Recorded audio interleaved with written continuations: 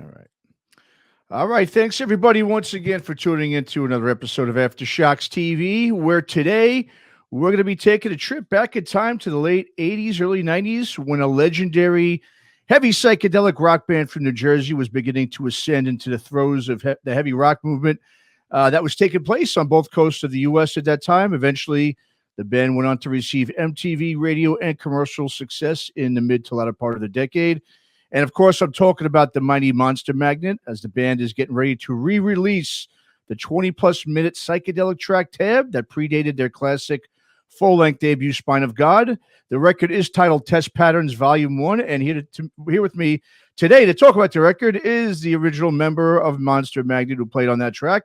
I'd like to welcome Mr. Tim Cronin to the show. Tim, man, how are you? Thanks for coming on, man. Pretty good. Thanks for having me. Absolutely, absolutely. Well, let's talk about it here. Test Patterns Volume 1. It comes out November 11th. It's on vinyl on God Ignored Records. And, Tim, correct me if I'm wrong, but I know the album is comprised, I know, of obviously a remix version of Tab, as well as the demo version, the original version, I believe, the track that was on the band's first demo back in '88, Forget About Life. I'm High on Dope. Yeah. Right? Yeah. Which is a great title, by the way. I love that. So I guess, Tim, just start us off by, I guess, we'll have you talk a little bit more in detail about what's on the record, what it's comprised of, and why'd you decide to put this out now so the fans can obviously check out a good piece of Monster Magnet history here. Well, we had done this when we had gotten together. John McBain and I had a band called Dog of Mystery. Mm-hmm. And it was a weird group, and we recorded, it was just me and him. And then when we played out, it was whoever was around. So it went from a live setting of like sometimes 4 people, sometimes there were 8 to 10 people, whoever was there. Okay. So it was weird. And Dave was one of the people we had known, because we was all from Red Bank, New Jersey. We had all worked in there. Mm-hmm. And John and I worked at the 2 different record stores that were there. And Dave ran the comic book store. Okay. And Dave had been in a band, Shrapnel, who had actually, put a record out, which was a big deal back then. Sure. Mm-hmm. And on a major label even. And so we had asked Dave if he wanted to manage the band. And he was like, yeah, kind of go fuck yourself. He was like, I'll play in it. But, so we were like, okay. So he had joined up Dog of Mystery then, and we had played some stuff. And then the band morphed into, for a brief period, there was this band called King Fuzz that only lasted like a month. Okay. And it was more of a straight, like, biker rock kind of thing. We never recorded, so it's kind of hard to remember, but it was pretty cool. I played drums in that too. And then we started doing Monster Magnet. And then we did a demo, and back then nobody was getting signed. Like it wasn't even a thought. It was the only band around there was a psych band called Laughing Soup Dish that put out a couple of records on Bomp. A solid outfit. So we were just doing stuff for us, and we were, something to dig on. We took all the shit that we liked, like old exploitation movies and comic books and just stuff that would make us laugh. Mm-hmm. So we, we recorded stuff, and then that was on the first demo. And Tab, we just kind of went full in and just wanted something long and just kind of pummeling and dumb and psych, and that's what we got pretty much. Okay. Because I was definitely the weak link. I mean, I'm a fucking shitty drummer. I mean, I am fucking just terrible, but it was good for what we were doing, and because nobody gave a shit, Mm-hmm. We recorded it on John's 4-track, and I was like a wind up monkey toy, just like that, and it was like.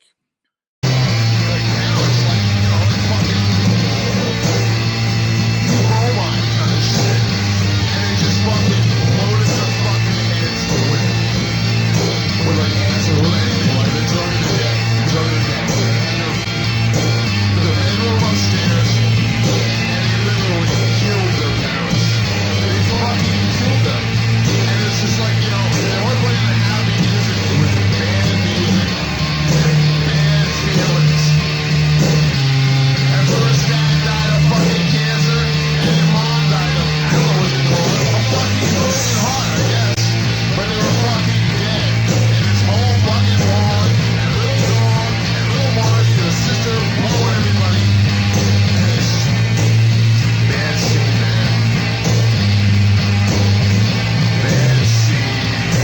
So yeah, so I mean, well, Tim, now just thinking of the song. I mean, obviously, was this just a song that you guys just was it more of like a jam type of song? You just kind of fucked around, like you said, and just You kind of know, went with it, or because it's well, such a we had long like song. a Yeah. basic thing where we just wanted it kind of like simple and pummeling and kind of like krautrock or old space rock. Hmm. So we just kind of went with it and we just kept playing it and just it's super repetitive. And then Dave had this story about a family that grew up in his neighborhood Hmm. that kind of went off the rails. So he told that story, and we just kind of just beat the shit out of everything for like 20 minutes, Yeah.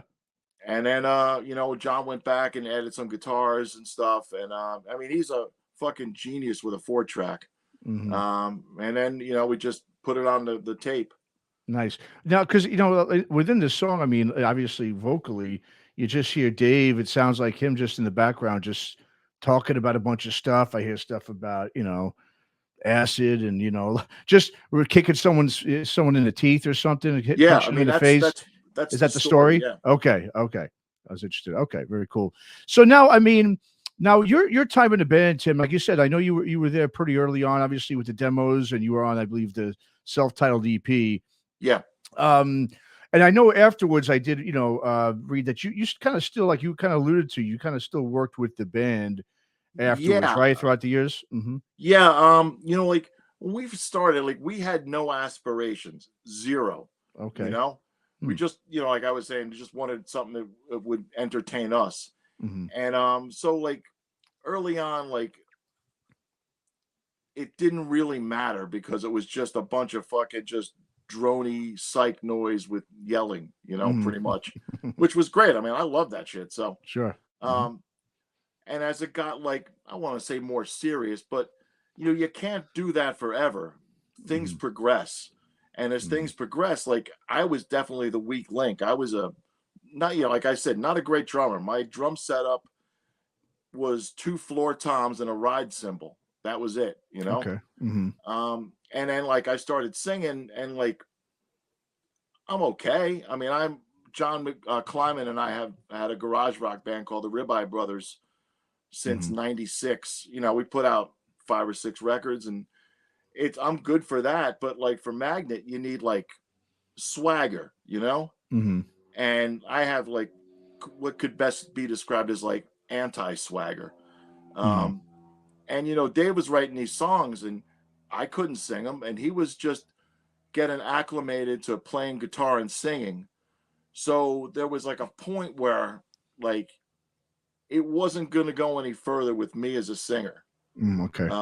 So then, I mean, I wasn't in a band for a little bit, and then I started doing like the projections, Hmm. the overhead projections and all that kinds of shit. And I was doing that until Jesus 2015. Okay. Oh wow. Okay. Yeah, Oh yeah, yeah.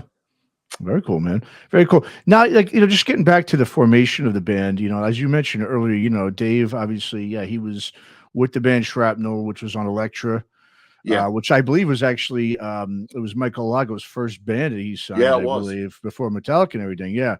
And obviously, and Phil, obviously, Caivano was also in that band as well.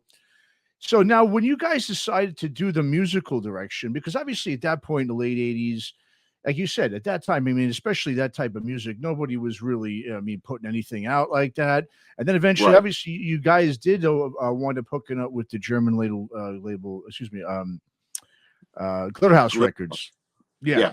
So, I mean, how did just, I mean, did you guys like? I mean, when it came to even playing shows, were you guys a live band at that point, or was this just the Yeah. recordings? You were okay. Well, Uh, we played live a couple of times, and then mhm, after the first demo, we quickly added John and Joe, okay. um, John Kleiman and Joe Calandra.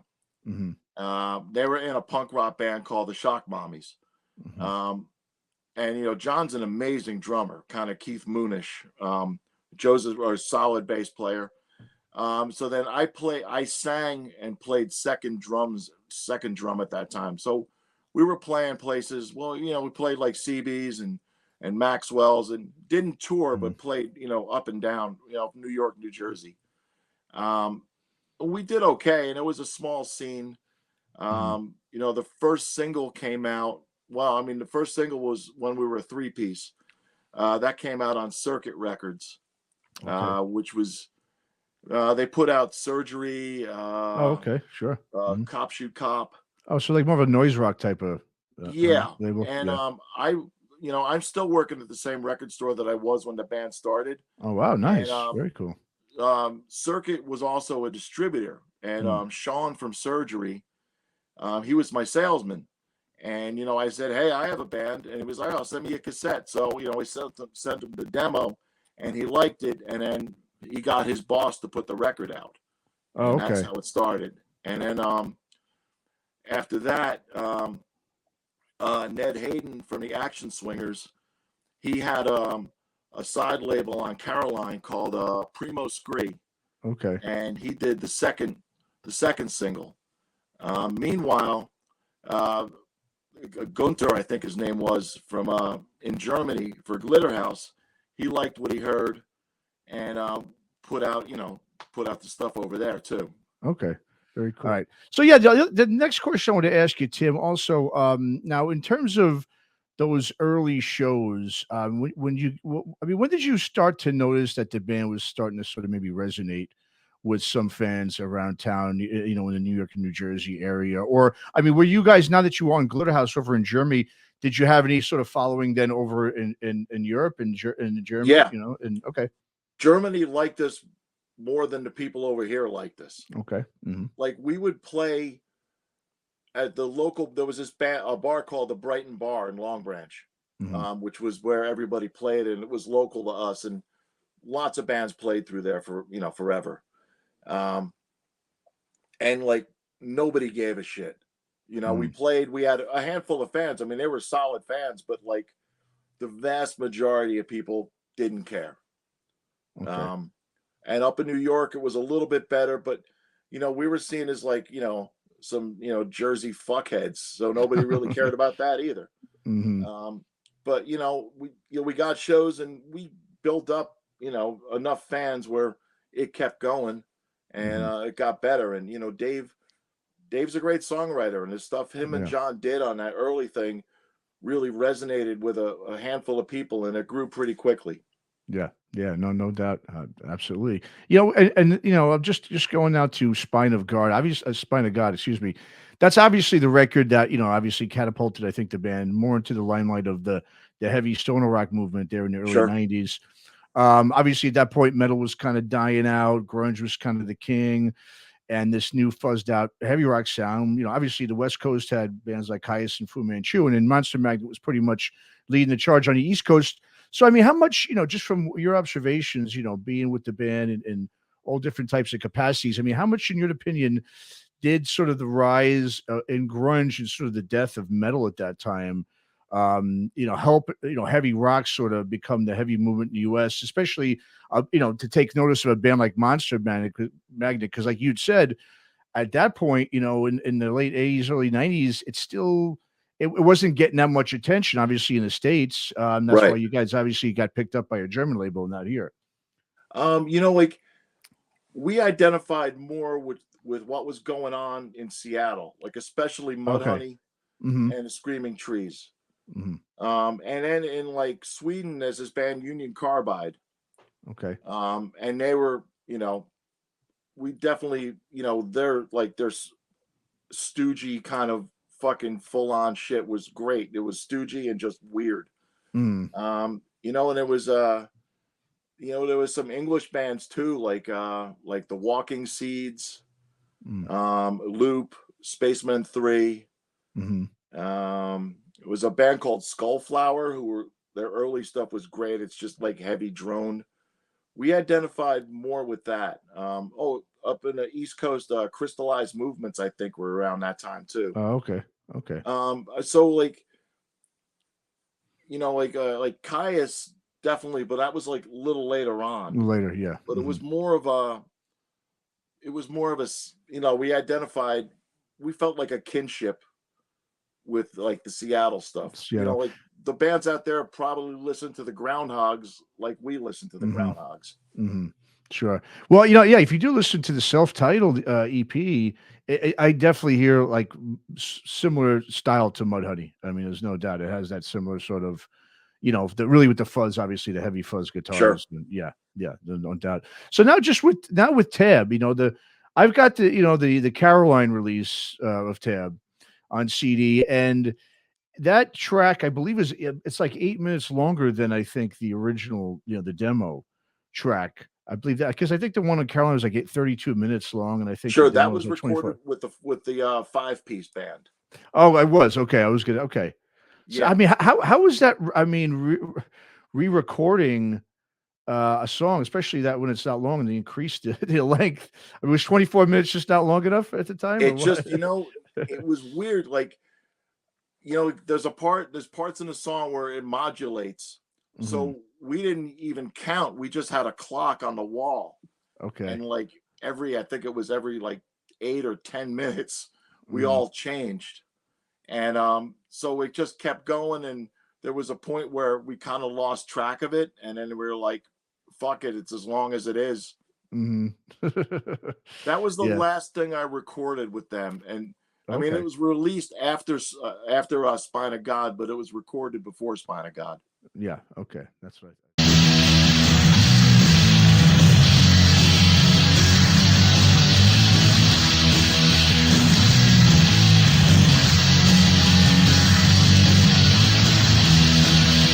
Screaming out in the street, witness the birth of a freak, stinking malformed. Don't waste a jewel, Johnny.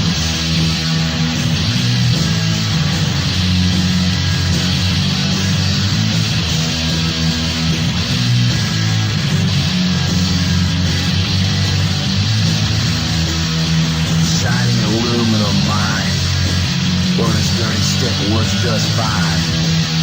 Strong only washed behind. Slice and shine.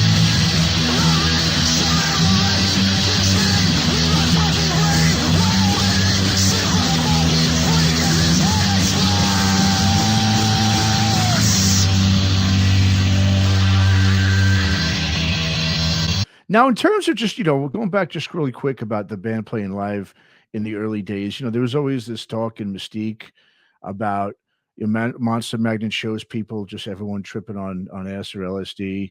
I mean, is that obviously just a Yes. mystique little rumor thing that just people had fun with, or I mean, Yeah, how were people- those shows? Were people all fucked up though? I mean, and Yeah, having a good people were time, I'm fucked sorry. up, but I mean, no Yeah. more fucked up than they were at other shows. True. I Okay. mean, like that people dosing. I mean, maybe it happened. I don't know. Whatever. Yeah. I wouldn't bet on it. Sure. Well, definitely gave, like I said, the band a good mystique, which is cool. Yeah, I mean, you can't beat fucking good mystique, No, you can't. No, yeah, that's a good point. Yeah. So cool. So, Tim, now the fact that this is now volume 1 of test pressings, I mean, I'm gonna assume maybe. I mean, I don't know if you're the man to talk to about this, but is there gonna be more volumes coming, going forward with the re-releasing a lot of those demos? I and some hope of the so. other stuff. Yeah. I mean, like there's stuff like, to me, the second demo is my favorite. It's great. It's super raw. It's wiry, and Mhm. it's kind of fucked up sounding.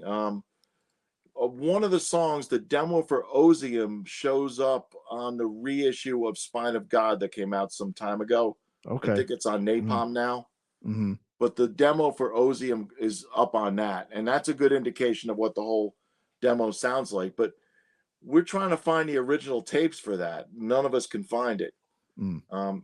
Like back then when we were doing this shit, nobody thought to think of the future, because it was like, fuck it, this is dumb shit that nobody's going to give a fuck about in 2 years.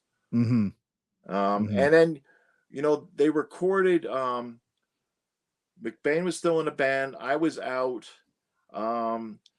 They did 2 sets at Wetlands in New York. Oh yeah, sure. Good That old was Wetlands. like professionally recorded and is fucking amazing. And I'd love for that to come out.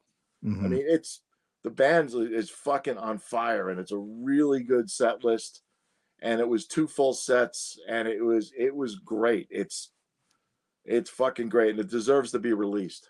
Yeah, and that's a great place I could see a Monster Magnet show being at a place like the Wetlands. That's It was I used to love that place. Yeah, it was a great show. Yeah, that's awesome. Well, now just you just kind of alluded to the fact that you said when you were doing this, you figured no one within 2 years would give a shit about this stuff. But here it is now. What I mean, 30 plus something odd years later, almost 35 years later, and people Yeah. still do give a shit about it.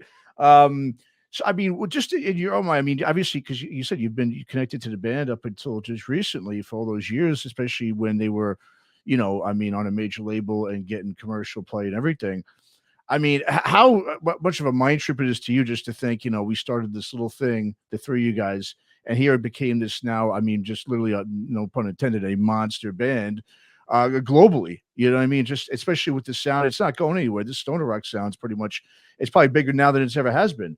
Yeah. So, I mean, what goes through your mind? Or what is it when you just think of like where the band started from to where obviously they wound up becoming to today? It's pretty amazing, and like, Mhm.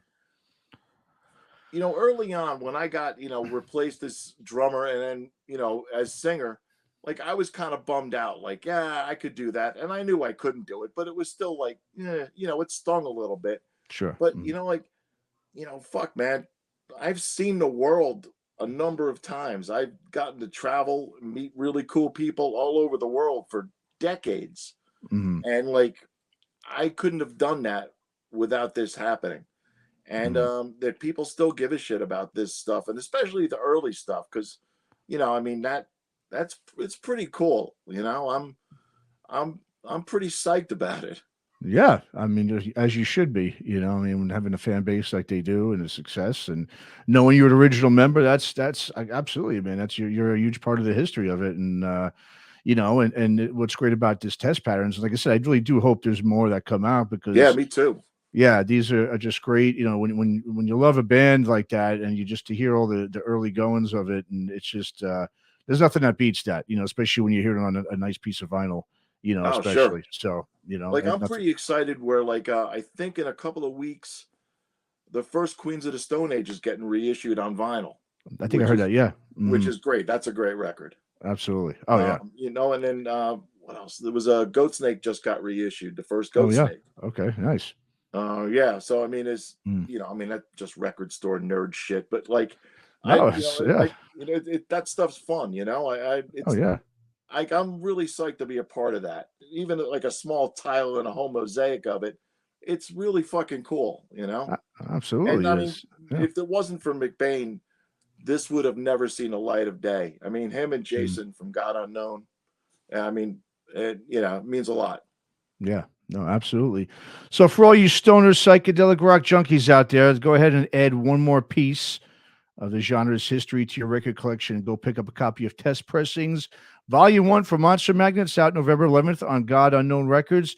So, Tim, where should we send the viewers and listeners to order the vinyl, the copy of the vinyl and the record, and just to, pick up that? I think God Unknown has a Bandcamp page. Okay. You can order from there. And then I think Rough Trade is carrying, there's a special version of it with a different cover. Okay. And some postcards and shit of old flyers. I think you might get that from the Rough Trade site, but check God Unknown's Bandcamp. Okay.